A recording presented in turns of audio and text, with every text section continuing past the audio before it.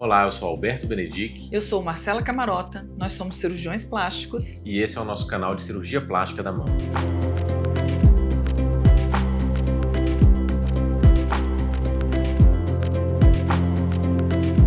Para começar falando sobre prótese de mama, vamos pelo princípio, né, Marcela?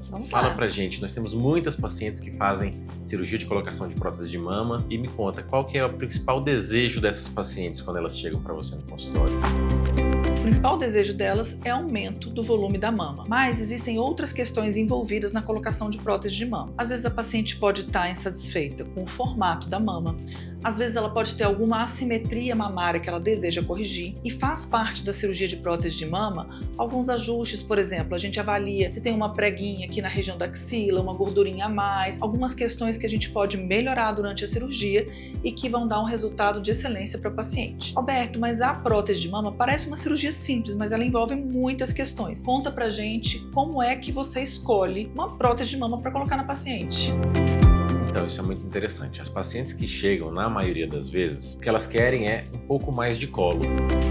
Então, a paciente, o que ela pede? Olha, doutor, eu acho minha mama vazia aqui em cima. Essa é a principal queixa. É uma paciente que quer ficar com um colo mais bonito, mesmo que não seja grande demais. E a maioria das pacientes hoje não querem um colo muito grande, uma mama muito grande. Elas querem apenas ficarem à vontade quando elas colocam a roupa. É muito sobre liberdade de colocar a roupa que ela quiser, sem ficar incomodado com o aspecto que coloca ali, não preenche a roupa, o biquíni não fica legal, ou vai para academia e o top fica sem nenhum volume. Então as pacientes buscam muito isso. E é isso que eu levo em conta quando eu vou escolher o tamanho e o formato da prótese. Porque quando a gente fala de prótese, a gente tem que escolher o volume da prótese, a projeção da prótese, o formato da prótese e o tamanho da base da prótese da mama, não é isso? Essa parte é bem interessante e eu adoro explicar isso na consulta. Por quê? Porque normalmente as pacientes se fixam no volume. O que elas conhecem é o volume da prótese. Mas, na verdade, para a gente alcançar um resultado proporcional para a paciente, que é aquilo que elas falam assim, eu quero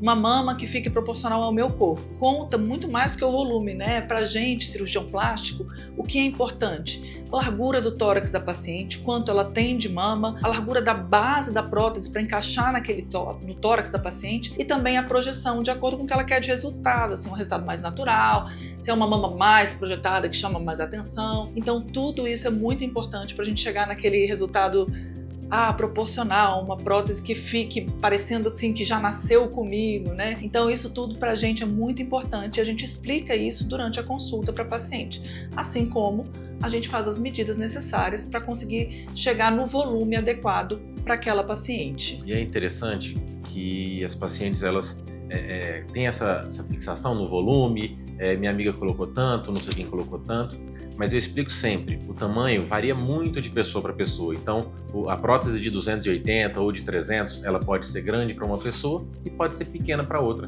depende do formato do tórax. E eu sempre oriento minhas pacientes, Marcela, vamos escolher a menor prótese que atenda o seu objetivo.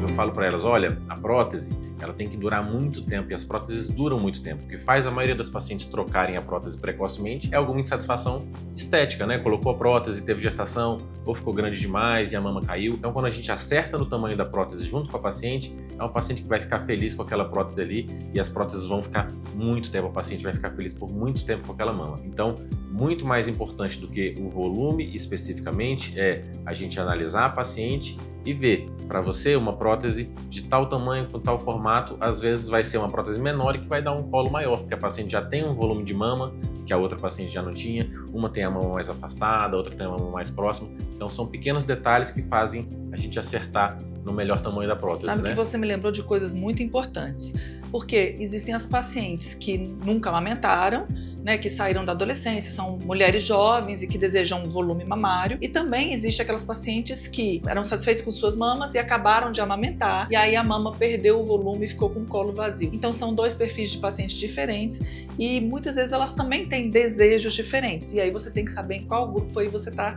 se encaixando. E a outra coisa interessante, Alberto, é que hoje em dia também existe aquela paciente que quer o resultado natural e às vezes não quer um colo tão marcado e tão aparente. Hoje, com as mudanças né, de volume, que as pacientes hoje têm escolhido os volumes um pouco menores do que alguns anos atrás, existem também hoje esse grupo de paciente que quer realmente um formato mais anatômico, ela quer volume, mas sem ter cara de prótese, né, sem ter o colo muito marcado. E esse é um terceiro grupo, então, de paciente que a gente também tem começado a atender com alguma frequência. Fala pra gente das incisões, onde ficam os cortes para colocar a prótese. Então, tempos atrás, um bom tempo atrás, eu trabalhava com incisão ao redor da areola, incisão no sulco mamário, tinha também a possibilidade da incisão na axila, mas hoje, quando a paciente chega para mim para colocar uma prótese pura, sem precisar mexer em nada na mama, eu sempre direciono para a incisão no sulco mamário. Aqui no Brasil, principalmente, ou país tropical, ou lugares onde as pessoas têm muito hábito de usar top, biquíni, blusas sem manga. Então a incisão, que era uma opção que em princípio poderia ser mais escondida, que era na axila, é uma incisão que com qualquer blusinha levantou o braço, dá pra ver. E na areola também, é uma incisão que quando fica boa, ela é muito bonita, mas que tanto na axila como na areola, se a incisão ficar feia, vai gerar um grande transtorno, porque qualquer revisão, qualquer refinamento de cicatriz, ou até em algum momento uma troca de prótese que a paciente tenha que fazer, a gente acaba tendo que tirar aquela cicatriz antiga e vai deformando a areola, ou vai ficando uma coisa um pouco mais marcada e passa a chamar mais atenção do que a própria prótese em si, né? Então a cicatriz vai trazer mais prejuízo do que o benefício que a prótese coloca. E a incisão no sulco, nesse aspecto, na minha opinião, ela é imbatível, né? Uma cicatriz pequena, também. Pequena, bem posicionada. Ela costuma ficar muito boa, muito escondida. Os pacientes até esquecem que tem aquela cicatriz ali. E se precisar, em algum momento, fazer um laser, fazer um refinamento, qualquer ajustezinho na cicatriz, é muito fácil de fazer e não vai trazer nenhum prejuízo para o paciente. Como você falou, se precisar de uma troca também, é uma cicatriz que você pode usar para fazer revisões da cirurgia de troca, pós-amamentação, qualquer outra cirurgia ali, sem nenhum prejuízo. Para mim, 99% das colocações de prótese hoje são com a incisão no sulco mamário. E agora vamos falar de uma coisa que é uma dúvida muito frequente das pacientes. Tempo de recuperação.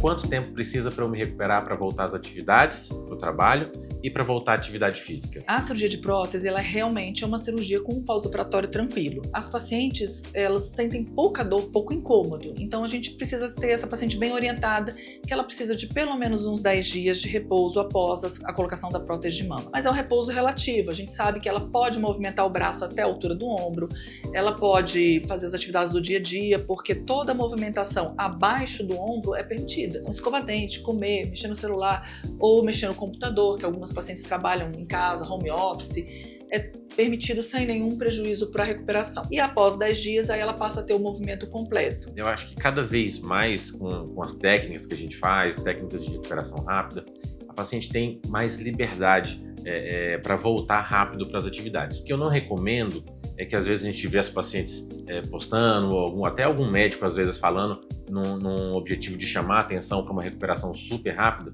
A gente tem que saber que é uma cirurgia tranquila, que a recuperação é muito rápida, o retorno às atividades é bem tranquilo, mas que a gente não deve exagerar. Então, no dia seguinte, ela pode movimentar? Pode.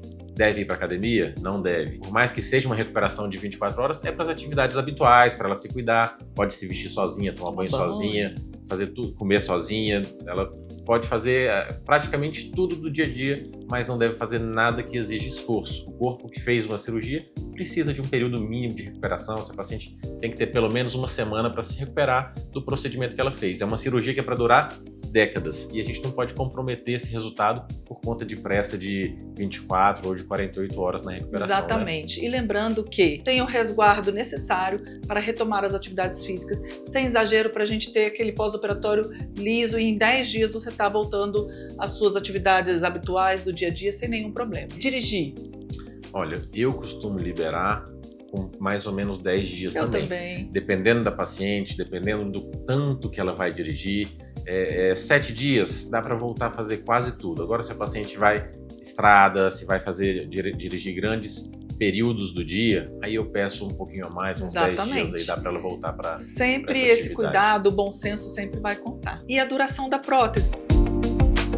Elas também adoram saber sobre a duração da prótese. É uma dúvida muito frequente, porque tinha no passado aquela história de que tinha que trocar a prótese a cada 10 anos. Então, as próteses antigas, eu acho que eu não era nem nascido, Marcela. Sei. Essas próteses antigas, elas eram próteses que tinha um gel de silicone mais viscoso dentro, mais molinho dentro, e uma cápsula que tinha uma resistência menor. Então, uma prótese que durava 10 anos, na verdade, ela assim, muitas vezes ela rompia antes de 10 anos, e quando a paciente chegava com 10 anos de prótese e não tinha acontecido nada, eu falava, olha, troca, porque essa prótese sua, se não rompeu até agora ela tem um risco maior de romper. Agora, as próteses modernas, a gente não fala muito em validade. Então, a paciente colocou uma prótese, tem que trocar quando?